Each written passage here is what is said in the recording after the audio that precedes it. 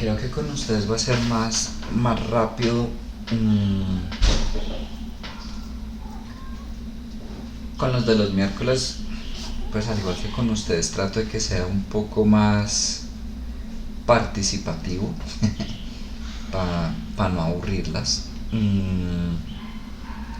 Pero pues bueno, estando solo tú o solo tú y Paula, eh, siempre rendió un poquito más que habiendo 8 personas. Pero bueno, vamos a hablar de la balanza de pagos. Una vez más, supongo que lo habrán visto en macroeconomía. Eh, y supongo que en ese entonces lo habrán visto con un enfoque un poco más de la contabilidad nacional, de registrar las cuentas, un montón de fórmulas, pero pues bueno, un montón de fórmulas entre comillas porque pues son solo sumas, restas, saber en dónde se registra esta transacción. No sé, supongo que fue el enfoque que tuvieron en macroeconomía, además de pronto algunas análisis de impactos en la balanza de determinadas políticas. No sé, estoy suponiendo que la curva ISLM, todas esas cosas, no sé si sí o no. Eh, no nos vamos a meter aquí con temas tanto de la contabilidad nacional, sí vamos a revisar un poco, pero pues no nos interesa irnos al detalle macroeconómico. Una vez más nos interesa pues sí saber cuáles son los componentes de la balanza de pagos, en qué consiste y cómo nos afecta a nosotros como empresa, ¿no? Pues es un tema que tiene que ver eh, sí o sí con contabilidad nacional, con temas de gobierno, pero bueno, vamos a tratar de voltear un poco. Nicole, de lo que hayas leído o lo que hayas visto en cursos pasados, ¿recuerdas qué es la balanza de pagos?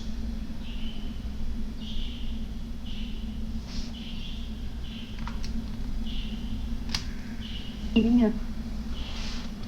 ¿Qué es?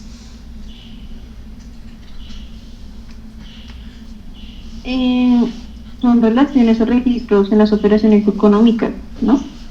Sí, es el registro de las entradas y salidas de dinero expresada en divisas en cualquier país, ¿no? Todos los países tienen su balanza de pagos. Voy a volverme un poquito a corto plazo. Cuando veíamos estado de flujo de efectivo, o no el flujo de caja libre, sino estado de flujo de efectivo, que lo que hacíamos era sumar los ingresos, restar los egresos y llegar a la caja final de la empresa.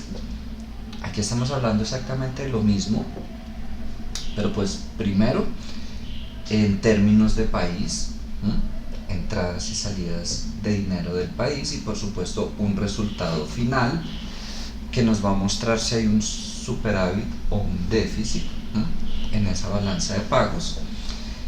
Y segundo, pues por supuesto con una estructura diferente. Entonces, como estamos hablando de la entrada y salida de dinero del país, va a influenciar de cierta manera a determinar lo que es la oferta y demanda de divisas en el país. Dependiendo de qué tanto entre o qué tanto salga, pues la oferta disponible, asimismo qué tanto se está demandando, y todo eso va a generar expectativas acerca del tipo de cambio. Una cosa son las especulaciones, las expectativas que se generan por el comportamiento actual de la tasa de cambio, que se está disparando el dólar, entonces que se espera que siga subiendo o que baje un poco, y se genera cierta especulación a corto plazo.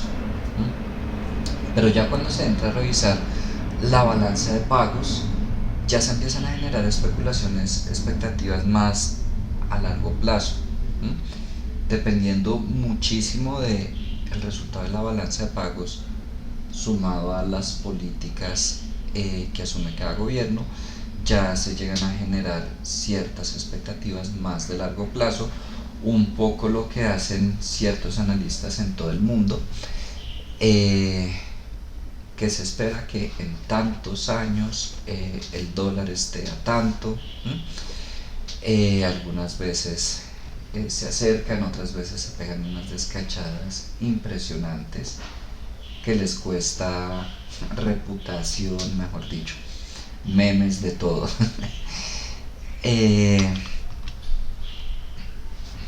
Bueno, aquí voy a preguntar si quieres comentar alguna de estas definiciones. ¿Por qué pregunto si quieres? Como les dije en la clase pasada, en el otro grupo los miércoles los voy turnando, entonces que hace 8 días hablaron 2 personas, ayer 4 personas, así sucesivamente.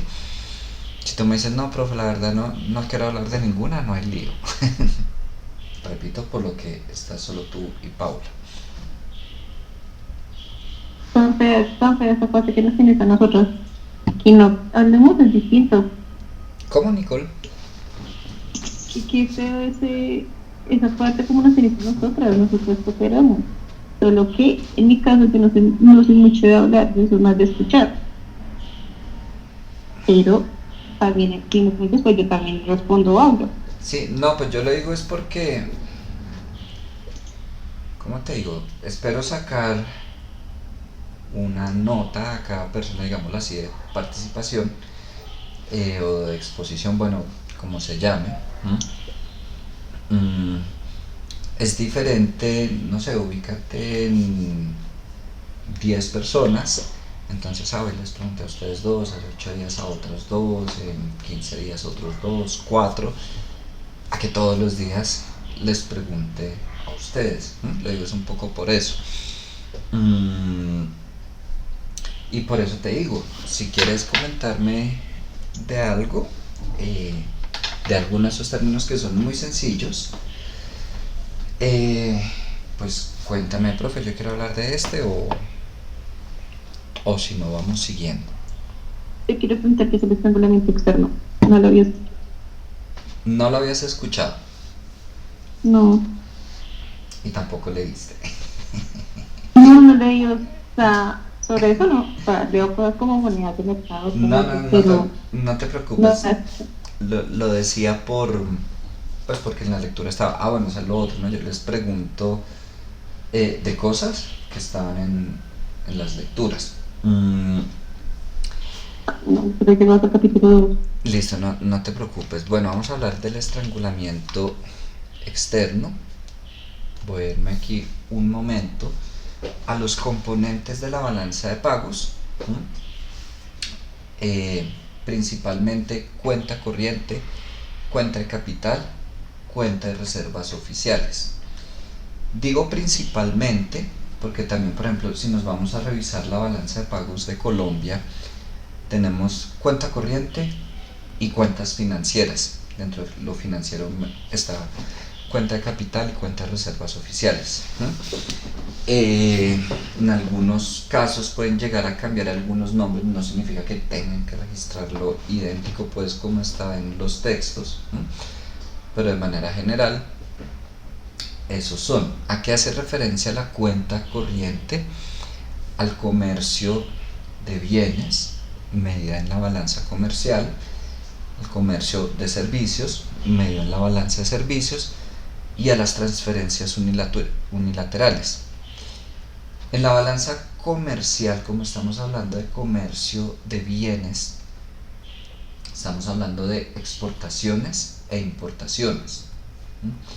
Ya ahorita más adelante vamos a ver, depende de cada transacción, en qué momento se registra como un crédito, es decir, que suma, y en qué momento se registra como un débito, es decir, que resta.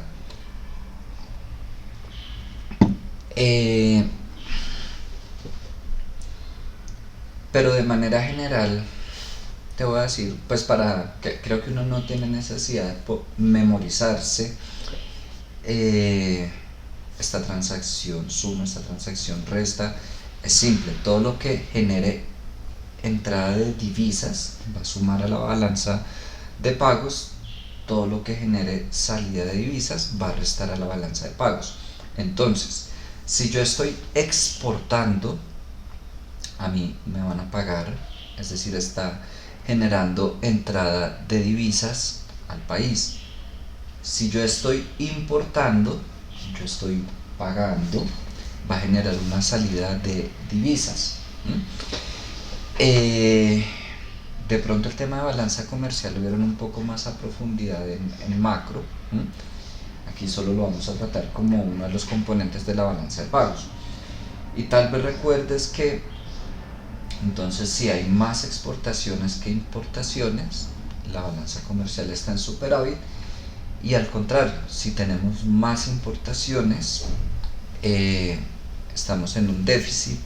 Y es en ese momento, cuando hay más importaciones que exportaciones, que se genera lo que se conoce como estrangulamiento externo. Porque detrás de ese déficit van una serie de decisiones que a veces tienen que tomar el gobierno, ¿cómo decirlo?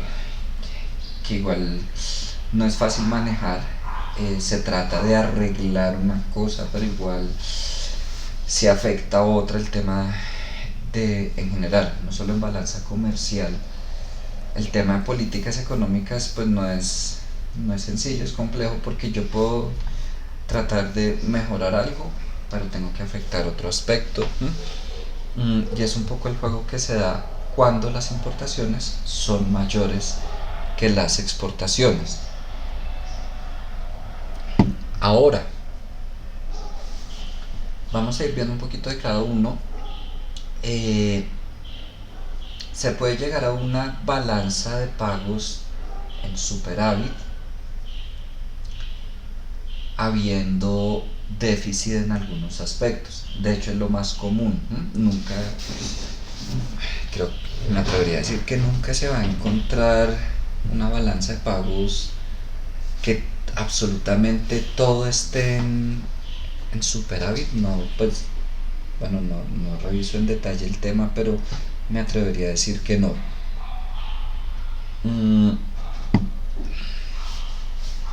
Luego seguimos con la balanza de servicios. Igual, si yo estoy prestando un servicio a X país y a mí me pagan por ese servicio, es una entrada de dinero. Pero al contrario, si yo estoy contratando un servicio a otro país, perdón, el gato soltó un montón de pelos, sí. Si yo estoy contratando un servicio a otro país, yo voy a pagar, va a ser una salida de dinero. Pregunta, ¿sabes la diferencia entre servicios factoriales y no factoriales? No, pero pues no leía nada de eso, la verdad. No te preocupes. En factoriales, de manera resumida, se habla de lo que es por el uso de los factores. No sé si recuerdas tierra, capital, trabajo. Si recuerdas de los factores productivos, de esos tres. Entonces, por ejemplo, cuando hablamos de capital, se habla de préstamos, ya sea que yo tome, que yo realice, bueno, trabajo, asesorías, consultorías, en fin. Y no factoriales entra principalmente lo que es el turismo, lo que son entradas o salidas de divisas por cuenta del turismo. En transferencias unilaterales, lo que se conoce como las remesas, los giros. No sé, tienes un familiar en España, en Estados Unidos, y periódicamente te gira un dinero, ya, sencillamente porque eres familia, ¿sí? No hay un contrato, no hay una contraprestación, un servicio, no estás importando, exportando. Sencillamente te llega ese dinero. Esas son las transferencias unilaterales. O puede ser al revés. No solo que me lleguen, sino también que yo le voy a girar a un amigo que está en X país. Igual las transferencias pueden ser entrada o salida de dinero. Depende si yo estoy girando de aquí para afuera o están girando de afuera para acá. La suma de esos tres, balanza comercial, balanza de servicios, transferencias unilaterales, me da el resultado de la cuenta corriente. Pasamos a la cuenta de capital. Medida principalmente en inversión extranjera directa e inversión en cartera. Como inversión extranjera directa, se habla de, control por parte del extranjero en activos aquí en Colombia. Entonces, cuando, no sé, van a montar una fábrica, a abrir una empresa aquí en Colombia, y estamos hablando de inversiones a largo plazo que se realizan, de que, no sé, yo me fui a montar algo en Brasil, pero estamos hablando de que hice una inversión significativa, monté una empresa, la fábrica, lo que sea. Estamos hablando de una inversión que no se va a recuperar seguramente en el corto plazo y que tampoco tengo planes, pues a menos que ocurra algo de fuerza mayor, pero no estamos hablando de que tengo intención de retirarme pronto de ese país. Por otro lado está la inversión en cartera, que es inversión que se realiza en títulos valores. Creo que tú ya viste mercado de capitales, ¿cierto? Listo, entonces ya sea de renta fija, de renta variable, en cualquiera de esos títulos, pero entonces no estamos hablando de que yo voy a la bolsa de valores, sino inversionistas extranjeros compran esos títulos o los venden, ya vamos a ver.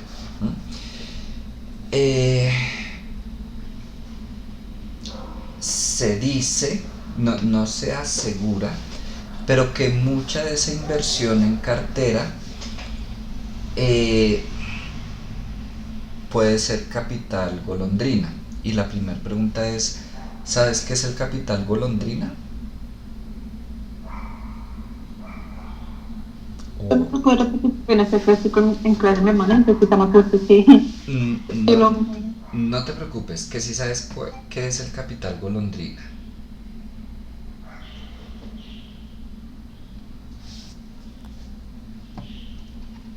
lo he escuchado, si no estoy mal. Son inversiones que ingresan o egresan de un país a otro buscando rentas, y eso trae a los inversionistas extranjeros. Si no estoy mal. Sí, efectivamente es capital que entra y sale en un periodo muy corto de tiempo. Por eso se le conoce como golondrina, porque llega, se va, llega, se va, llega, se va. Dicho, se la pasa de país en país, como tú dices. Son inversionistas que literal están pendientes de en qué país hay una mejor rentabilidad. Entonces entré aquí a Colombia, ahora me sirve más Venezuela, Estados Unidos, lo que sea.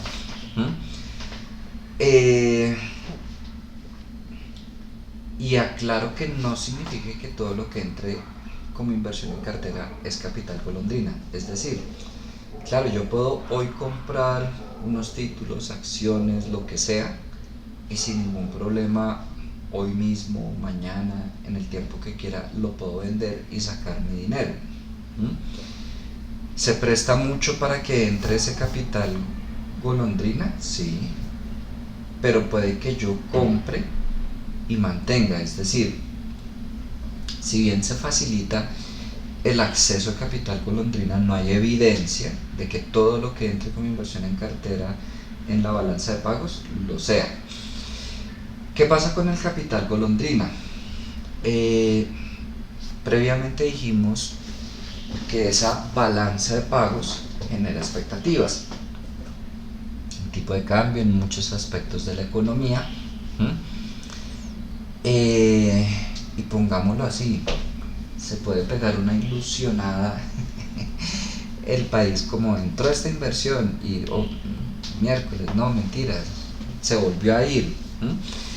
Entonces se puede generar una distorsión en esas expectativas que se generan. ¿De qué depende? Siempre va a haber capital golondrina, ¿no? Eso es, mejor dicho, imposible decir que no. Y es normal pues que esa balanza de pagos oscile un poco porque entra, sale cierto capital. El problema es cuando es muchísimo capital golondrina. Algunas, no todas, de las crisis que han vivido algunos países ha sido por cuenta de un excesivo capital golondrina. Repito, hay cierto nivel de inversión en cartera, se generan ciertas expectativas y después repentinamente se va ese capital porque pasó a otro país, pues genera desequilibrio en la economía.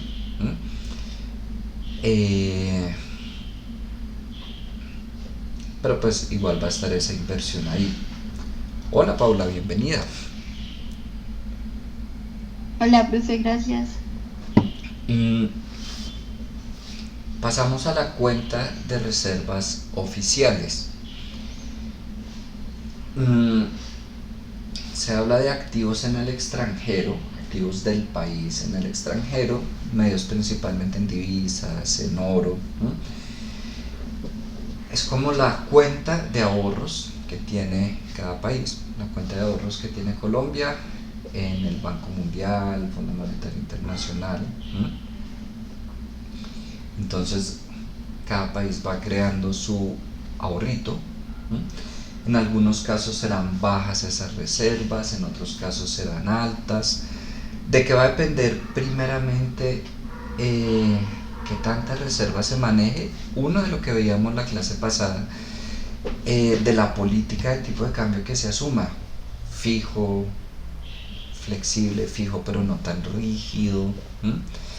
Si yo asumo una política de cambio fija, que el dólar en Colombia se va a mantener en este nivel, yo como país debo tener ciertas reservas para poder intervenir y garantizar esa tasa de cambio.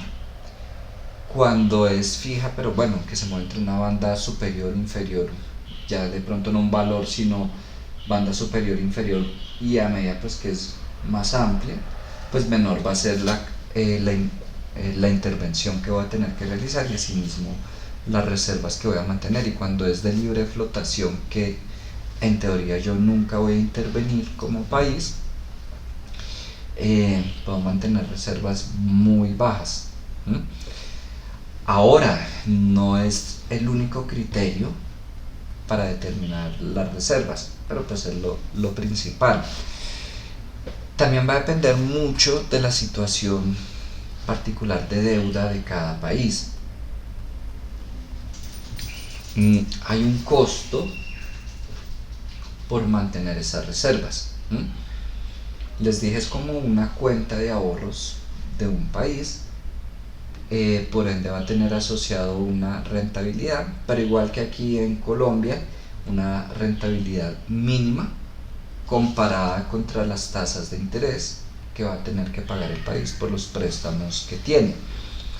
Entonces, pueden haber momentos en que mi nivel de endeudamiento sea muy alto y me sea más conveniente disminuir esas reservas para pagar esos préstamos, y ya cuando esté en cierto nivel de endeudamiento más bajo, ahí sí empezar a incrementar las reservas. Ese costo de mantener las reservas oficiales se puede medir como el promedio de las tasas de interés que está pagando el país actualmente, menos el rendimiento que le genera esas reservas. Vámonos aquí a Colombia, no sé, los bancos comerciales que hay, si ustedes van a abrir una cuenta de ahorros, de pronto ya la tienen. Yo no sé si se han fijado en la tasa de interés que ofrecen. Yo he visto unas tasas de interés literal del 0,1% efectivo anual, que yo digo, a mí me daría pena decir que pago eso, pero bueno. He visto unas que sigue siendo bajo, pero comparado al 0,1%, y estoy hablando de tasa de 0,5% efectivo anual. Y voy a irme de optimista y voy a suponer que hay bancos que pagan el 1% efectivo anual de intereses en cuentas de ahorro. Van a sacar un préstamo ustedes. Igual, voy a irme de optimista que logran una buena tasa de interés, 9% efectivo anual, 10% efectivo anual, y eso logrando una buena tasa, porque hay préstamos que la tasa máxima 22% efectivo anual. Entonces, igual pasa en términos del país, siempre va a ser más costoso endeudarse que los rendimientos que me genera la cuenta. Si no, pues no sé, sería muy fácil, voy, saco un préstamo y lo pongo en una cuenta de ahorros, mejor dicho, todo el mundo haría eso. Y pues no. Entonces esa diferencia, por ejemplo, ustedes tomaron un préstamo al 9%, lo colocaron en una cuenta de ahorros que les paga el 1%, ese 8% sería el costo de ese ahorro que ustedes están haciendo. Igual pasa en el país. Así se mide el costo de cada país en las cuentas de reserva. Ya vamos a ver qué pasa. Ok, si tiene un costo, ¿por qué se manejan reservas? ¿Para qué? Una razón, para poder hacerle frente a la política de tasa de cambio, pero no es lo único, ya ahorita lo vamos a ver. ¿Hasta aquí tienen alguna pregunta o está todo claro?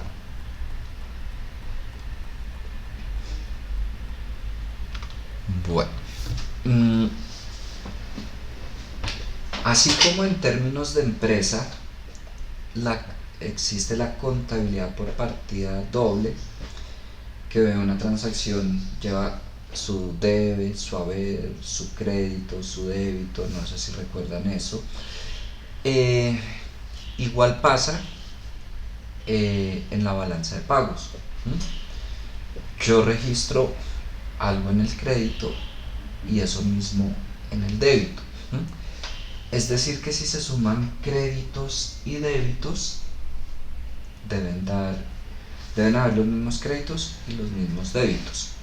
Sin embargo, no siempre pasa en términos de balanza de pagos, ¿no? Ojo, ya estados financieros de empresas y no hay discusión, activo igual, pasivo más patrimonio. Pero en términos de balanza de pagos no siempre pasa, por la complejidad de las transacciones, por la tasa de cambio, por muchas cosas, llegan a haber diferencias entre los créditos y los débitos.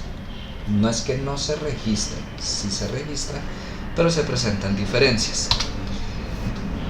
Entonces ahí es donde aparece una cuenta dentro de la balanza de pagos, que es la de discrepancia estadística. O bueno, discrepancia estadística es lo que sucede, no siempre se registra con ese nombre.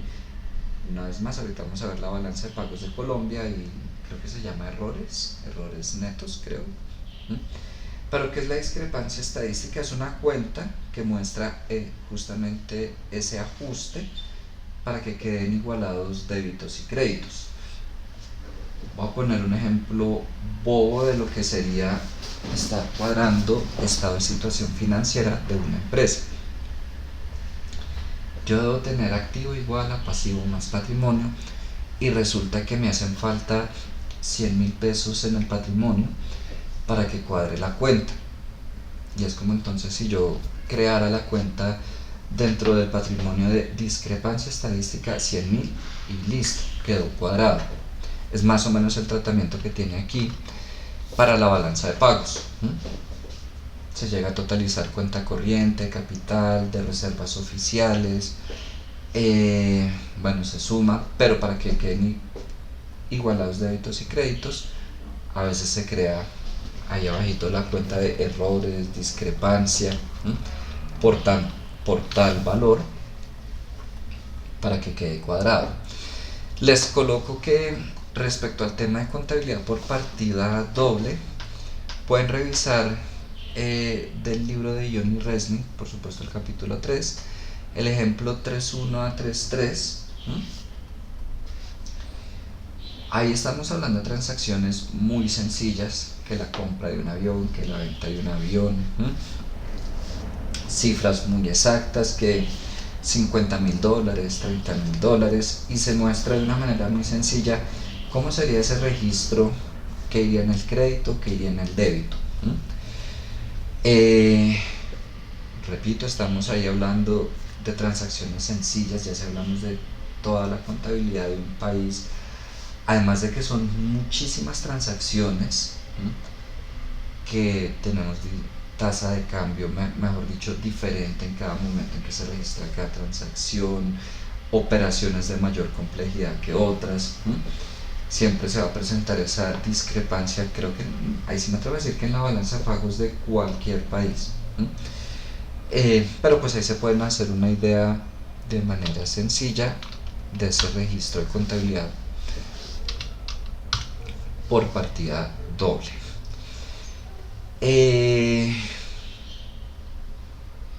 Usualmente cuando hay déficit en la cuenta corriente, y por eso les colocaba esas flechitas así, se llega a financiar con la cuenta de capital, a través de préstamos.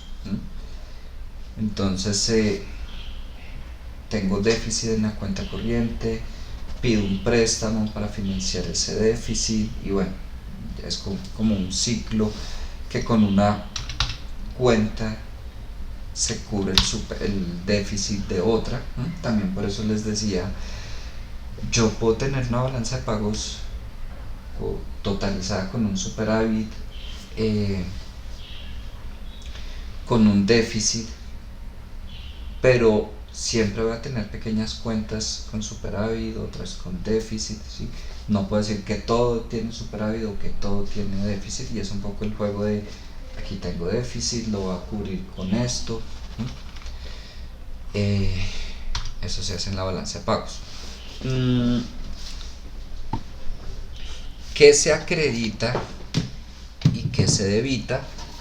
Entendiendo como crédito lo que suma, entradas de dinero, y como débito lo que resta, salidas de divisas. En la cuenta corriente, que suma exportaciones, pagos pues que hacen por servicios aquí a Colombia, y transferencias que entran, que giraron de otro país para acá. ¿Qué resta o qué debita? Importaciones que se realizan, pagos o egresos por servicios que presta otro país, y transferencias, dinero que sale de aquí a otro país. En la cuenta de capital, quizás suene un poco redundante, pero así está en el libro, que suma entradas de capital, reducción de activos en el exterior. Si yo te la dejara así nomás, Nicole, de reducción de activos en el exterior, ¿la entiendes o no? Sí, lo entiendo, pero pues no sé, puede ser más como más abierto, más temas como para entenderlo aún mejor, ¿no? Listo. Recuerda que en cuenta de capital tenemos inversión extranjera directa y inversión en cartera. Cuando se habla de estas entradas o salidas, estamos hablando de la inversión extranjera directa, así como hay noticias que tal tal empresa llegó a Colombia. También hay noticias de que X empresa se va del país por la razón que sea. Eso haría parte de las entradas y salidas, pero en lo que tiene que ver con títulos valores, lo voy a poner así para hablar de estas dos. Hablemos de títulos valores colombianos y llega un inversionista extranjero.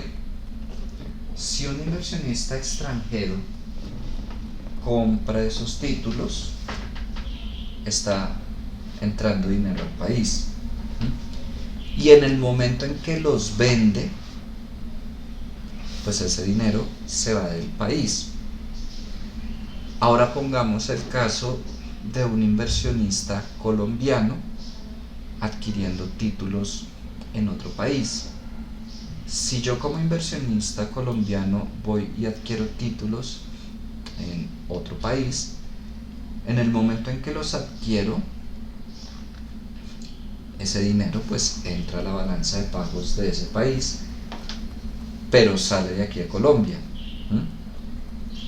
Es una salida. Y asimismo, en el momento en que yo vendo esos activos, es una entrada de dinero al país. Es la reducción de activos en el exterior. Tenía tenía 200 acciones, me quedé con 50 acciones porque las vendí, yo como inversionista colombiano en el extranjero.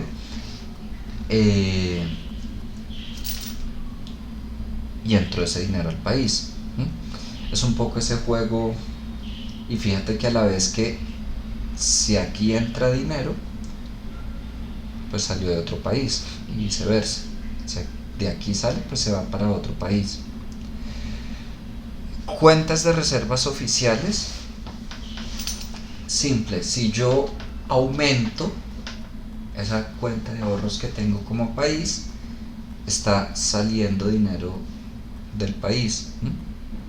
No sé, tenía ahorrados en el Banco Mundial $1.000.000 y aumenté $100.000. Ok, aumentó mi cuenta de reserva, pero se debitó de la balanza de pagos. Y al revés, tenía $1.100.000 y saqué de ahí $500.000, disminuí mi cuenta de reservas y aumentó mi balanza de pagos. Entró ese dinero al país. Hoy está llamando mucho la atención el gato.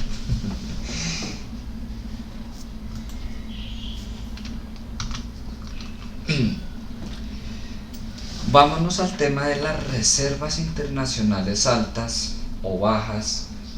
¿Por qué es bueno, malo, ventajas, desventajas? Ahí mientras vas leyendo, quiero centrarme en el riesgo país. Pregunta Nicole, ¿en largo plazo o en mercado de capitales vieron algo del riesgo país?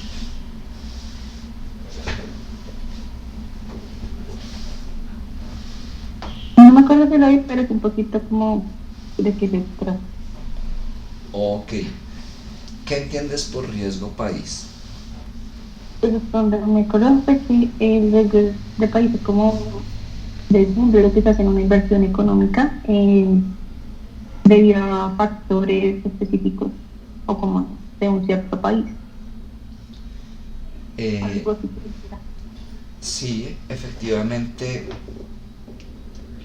es un riesgo que se asume, hablando en términos de inversión, por características específicas de determinado país. Pueden ser características políticas, económicas, climáticas, en fin, condiciones particulares de determinado país hacen que una inversión sea más o menos riesgosa, hablando de un negocio del mismo tipo, en un país que en otro.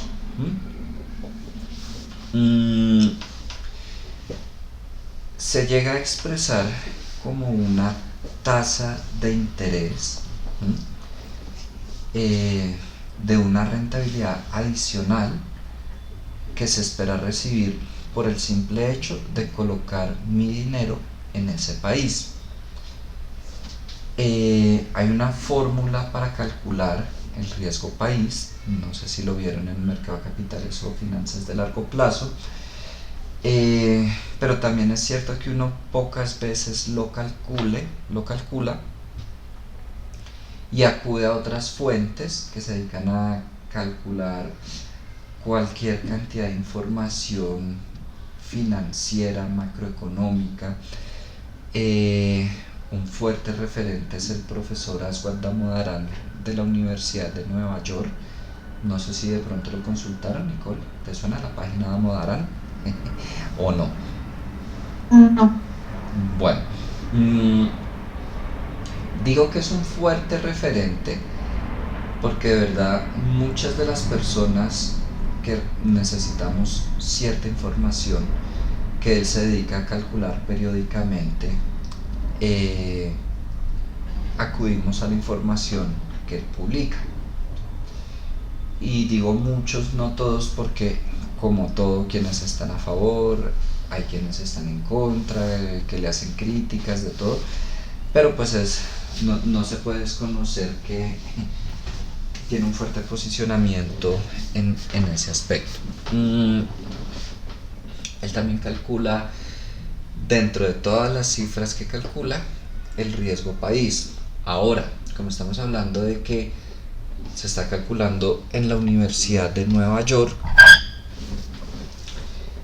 se está hablando de el riesgo que un inversionista estadounidense asume por colocar su dinero en un país diferente a Estados Unidos. Entonces, si yo me voy a consultar esa tabla de riesgo país, pues en Estados Unidos aparecerá 0 porque está siendo calculada en Estados Unidos. El año pasado el riesgo país de Colombia de esa fuente estaba como en 2,64%,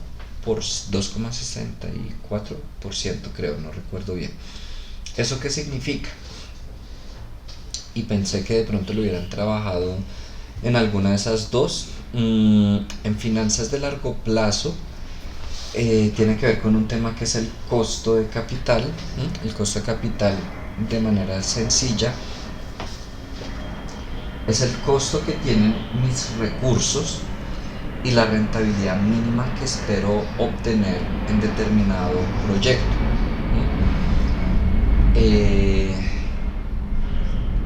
Supongamos que un inversionista estadounidense tiene un costo de capital de 10%, es decir, es la rentabilidad mínima que espera obtener. Y se va a venir aquí a Colombia. Va y mira riesgo país, Colombia, 2,64%. Significa que a ese 10% que él tenía como costo de capital le debe sumar ese 2,44%, ese 2,44%. Y ok, si va a colocar su dinero aquí en Colombia, ya no debe generar mínimo el 10, sino el 12,44%. Y cada país tiene su tasa, su prima de riesgo país se llama. Hay unos que tienen unas tasas altísimas, situaciones particulares de guerra, seguridad. Hay países con temas serios. Bueno, de pronto has visto algo de noticias, no sé, a veces pensamos lo más cercano, Venezuela, pero hay países que el tema político, de racismo, bueno, en fin, hay temas fuertes que de verdad hacen que esa prima de riesgo país, esa tasa adicional que se espera de rentabilidad, sea altísima. Dicho eso, entre otras cosas, se dice que una ventaja de las reservas internacionales es que se llega a reducir el riesgo país. ok, ¿qué ventaja tiene para un país que se reduzca esa calificación y a la vez esa prima de riesgo país que se hace? La de Colombia ha bajado, años atrás llegaba a estar en 4 algo por ciento, que esté en 2, algo, es bueno, comparado con otros años. Primero, va a permitir la entrada de más inversión extranjera directa. ¿Por qué?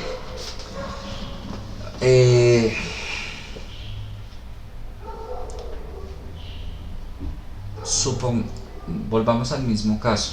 Hay un inversionista que anteriormente, bueno, que tenía la misma exigencia de rentabilidad. Devolvámonos algunos años cuando el riesgo país de Colombia estaba casi en 5%, y entonces resulta que ahora, para poder colocar su dinero aquí en Colombia, tenía que generar el 10 más el 5%. Hace el respectivo análisis y evalúa, y no, el proyecto no llega a generar eso y no entra. Pasa el tiempo, baja el riesgo país de Colombia, se ubica en 2,44, y el mismo inversionista con el mismo proyecto hace nuevamente su evaluación, sus cálculos, y ok, esa rentabilidad del 12,44 sí la puedo alcanzar y sí realiza la inversión.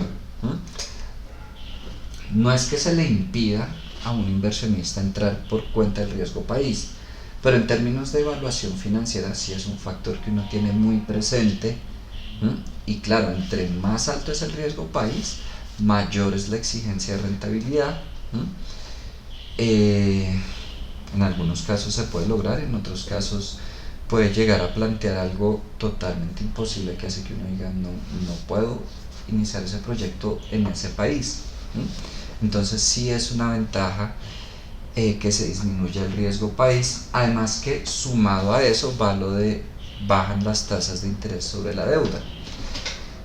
Como aquí en Colombia, con cualquier empresa, incluso a nivel personal, pero se ve más en el tema empresarial, si yo soy una empresa nueva, pequeña, lo que sea, voy a solicitar un préstamo a cualquier banco, seguramente aplicarán las tasas de interés que están vigentes para todo el mundo. Pero pasa el tiempo, soy un cliente regular, cumplido, es decir, mi calificación ante el banco, la percepción que tiene el banco a mí es que me pueden prestar con tranquilidad, voy a empezar a acceder a tasas preferenciales, tasas más bajas, mejores condiciones. Igual pasa en el tema país.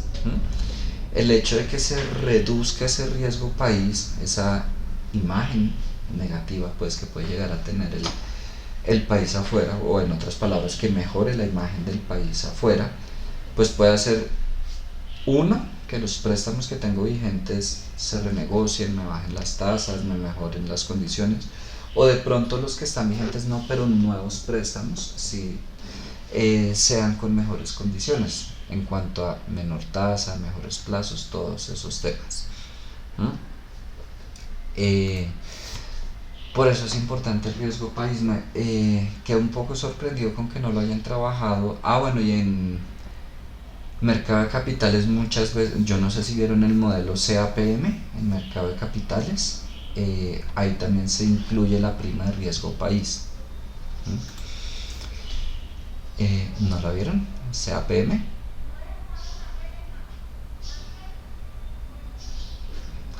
Nicole. Creo que sí. Vale, ahí se llega a sumar una partecita que es el riesgo país. Debió aparecerte una notificación de taller, ¿cierto? Ahí en Teams.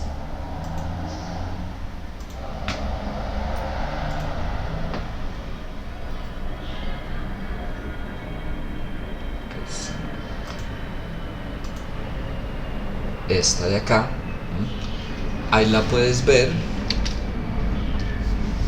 Hay 3 puntos Eh, voy a hablar del primer punto.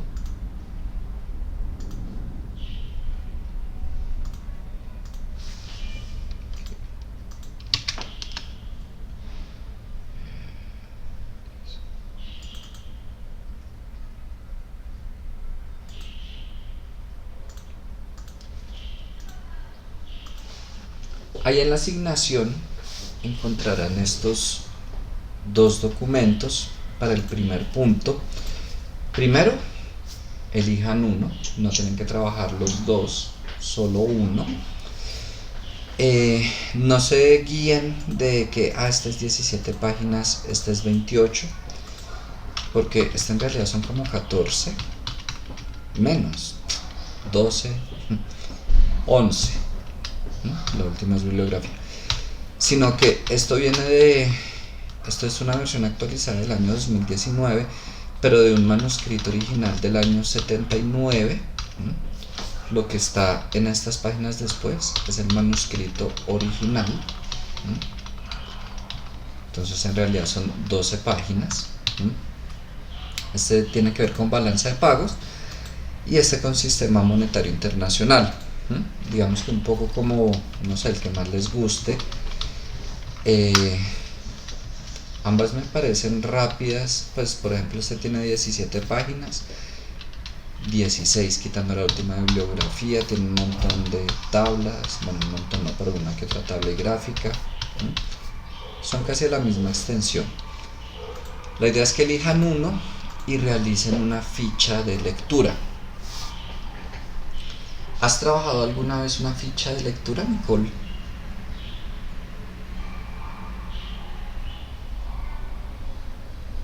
No, ¿Cómo, Nicole? no, nunca. Bueno,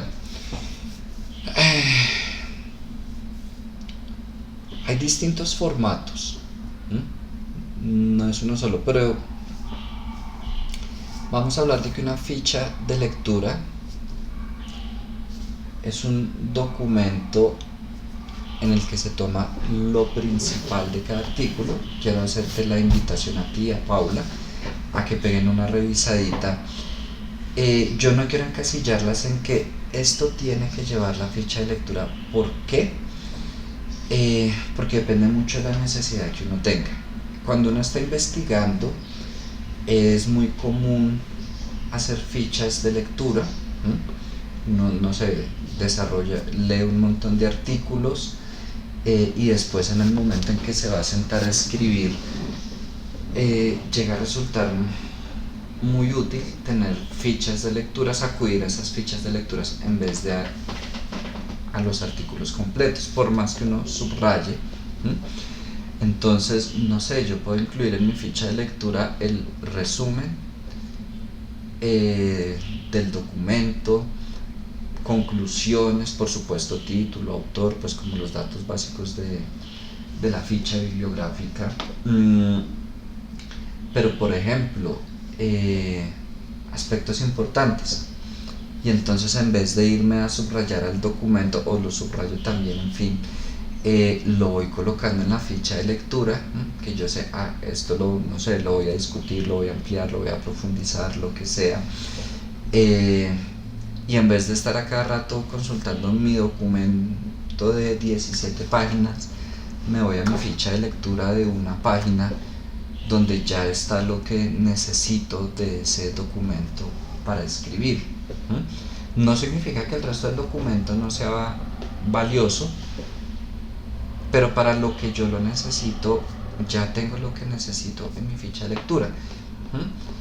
Podríamos, no sé, pon tú, Paula, y los 8 que están el miércoles, y les dijera que cada uno tiene que desarrollar una ficha de lectura de este documento. Yo esperaría que cada ficha de lectura fuera diferente, empezando que de pronto para ti algo es importante, para Paula eso no resultó importante, otro aspecto, y repito, depende también mucho de el para qué lo estoy usando. No es lo mismo si yo estoy desarrollando un trabajo muy cuantitativo, una investigación muy cuantitativo, y de pronto lo que resulta para mí más importante son las fórmulas. Ejemplo, ah, el equilibrio es esta fórmula, y de pronto dentro de mi ficha de lectura incluyo todas estas fórmulas porque para mí es importante para la investigación. Como de pronto estoy haciendo un trabajo más de análisis cualitativo y las fórmulas no son tan importantes para mí en el mismo artículo. Yo les pedí que miraran en Google. Sin embargo, ayer me pidieron un ejemplo. Yo les subí, este sí está en el Drive, no está en la asignación. Les subí este artículo para que miraran un ejemplo, una matriz RAE o un ejemplo de ficha de lectura, de algunos datos que utilicé en algún momento. Llevaba pues datos muy específicos para la bibliografía. Por lo que estaba haciendo en ese momento me interesaba fuertemente estos tres de acá sobre todo. Digamos que de aquí para arriba era más por temas de lo bibliográfico. Esos tres ya para cuando me iba a sentar a escribir, y bueno, esto era porque era algo que estábamos haciendo en conjunto con otra persona. Entonces era importante saber, no solo tener las fichas de lectura, sino esta la hizo usted, esta la hice yo. Y es algo muy personal, en el sentido de que yo realizo una ficha de lectura justamente para después, cuando me voy a sentar a escribir yo, revisar en base a lo que yo leí. Aun cuando es muy personal, a veces en temas de investigación hay tutores, directores que les gusta, yo no sé si a ustedes les toca, que les gusta decir, háganme tantas fichas de lectura de los artículos que han encontrado. En parte estoy de acuerdo, en parte no, pero bueno, esa es otra discusión. Digo de acuerdo con que un tutor las pida, pero bueno, ahorita no vamos a discutir de eso. Ese es un punto. Otro punto está este Excel, que es la balanza de pagos de Colombia descargada del Banco de la República. No está completamente actualizada, igual la descargué ayer, pero 2019 y 20 todavía estaba. Este ya es real, este es proyectado. Bueno,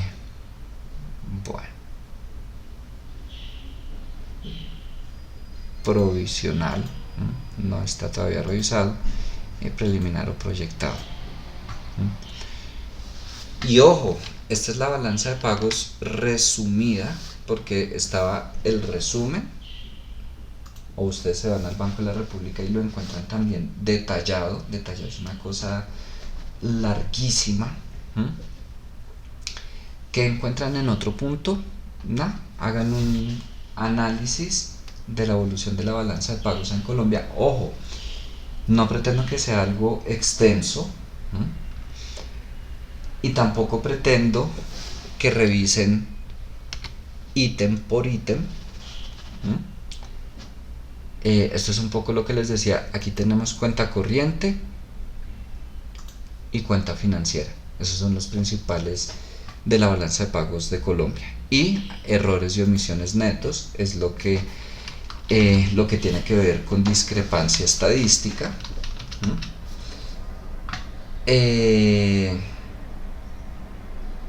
Esto está en millones de dólares. Entonces, aunque aquí diría uno es bajita la discrepancia o el error, pues igual siguen siendo 4 millones de dólares, que pues es significativo. Se darán cuenta que a veces es menos, más. Por aquí había uno de 1.900.000 millones de dólares, en fin.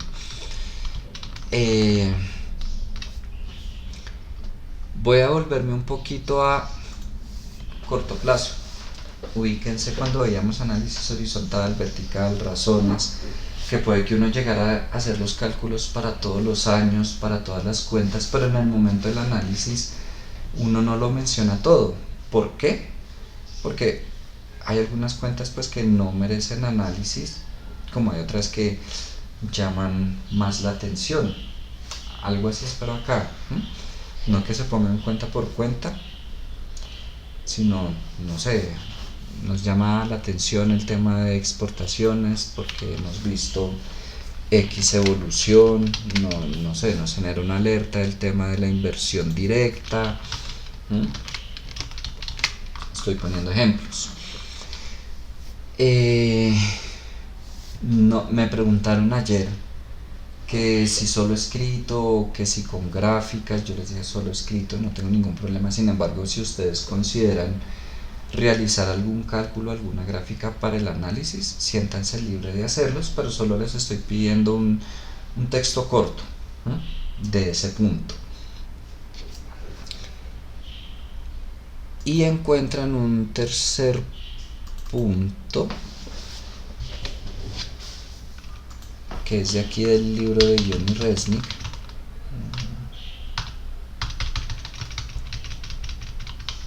que les pido hacer el problema 1 del capítulo 3 para que se me...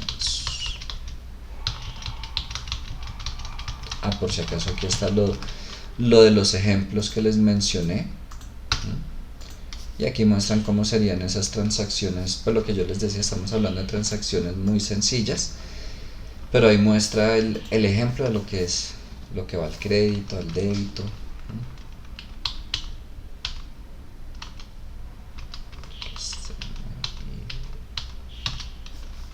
Ya. Este problema, que no sé, es algo de 5 o 10 minutos, se les pide rellenar los espacios en blancos.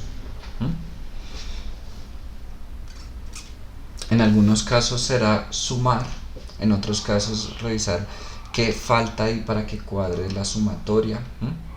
Es algo muy sencillo. Pues la idea igual es que lo hagan en este tiempo. Sin embargo, yo coloqué a más tardar para antes de la próxima clase. Lo pueden hacer las dos.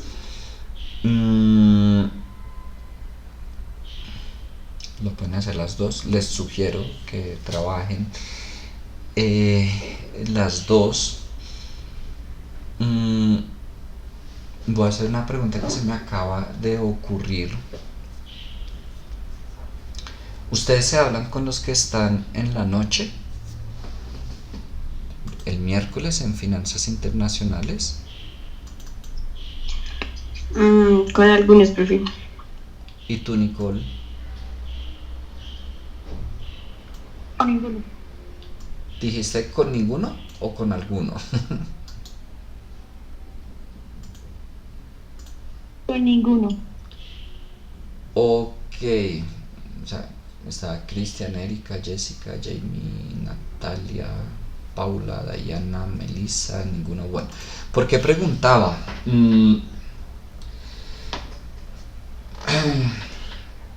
No tienen que decirme ahorita, eso lo hablan ustedes.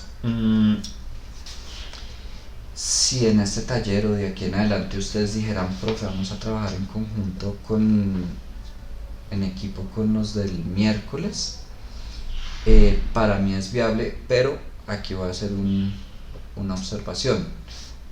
Tú no te hablas con ninguno, Nicole, tú sí, Paula. No me interesa que se quede alguna de las dos sola trabajando. O sea, sí, es porque, no sé, las dos van a ser parte de un equipo, o en fin, no va a quedar ninguna sola. ¿Por qué lo digo? Por ejemplo, el miércoles son 8, entonces bueno, les dije, está bien, háganse de a 4, 4 y 4, pues sencillamente comparando la cantidad de trabajo, pues no es lo mismo entre 4 que entre 2, y obviamente por eso les digo, no va a permitir pues que alguna se quede sola, a menos que esa persona me diga, profe, yo me quiero quedar sola. Eh, pero bueno, ahí revisan ustedes, cualquier cosa me escriben. Eso de ese taller. Y bueno, ¿qué vamos a hacer la próxima clase? Que repito, pues la idea es que en lo que queda de clase trabajen en él. Ya es decisión de ustedes si sí o no, cómo se distribuyen. Para la próxima clase no les voy a dejar lectura, pues un poco por el taller. Voy a dar la clase y bajo el supuesto de que del 6 al 11 es la semana del CEDAP y se supone que no hay clase, a menos que hubiera una directriz nueva. En 8 días también les voy a dejar el parcial para que lo trabajen por cuenta de ustedes, para que ya después, cuando nos veamos el 15 de septiembre, si no hay clase la semana anterior, repito, pues ya pudiéramos revisar notas, bueno, ya ustedes conocen si hay reclamos o no, mirar la nota del corte de ustedes es esta. ¿Por qué? Porque para nosotros se cierra el 18 de septiembre, es decir, sí o sí ese día tengo que subir notas y pues bueno, nunca me ha gustado subir las notas sin antes mostrárselas. Tendría que ser algo muy de fuerza mayor, muy atípico para hacerlo, pero en general procuro revisar antes con ustedes, que estén de acuerdo y subirlas. No sé si tienen preguntas, comentarios, sugerencias.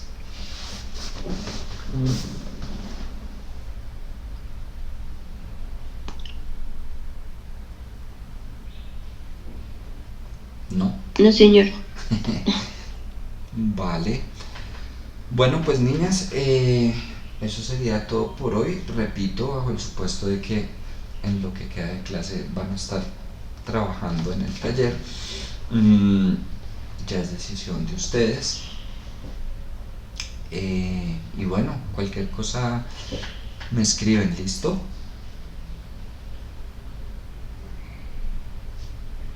Listo, profe, gracias. Bueno, niñas, Dios las bendiga. Chao, profe.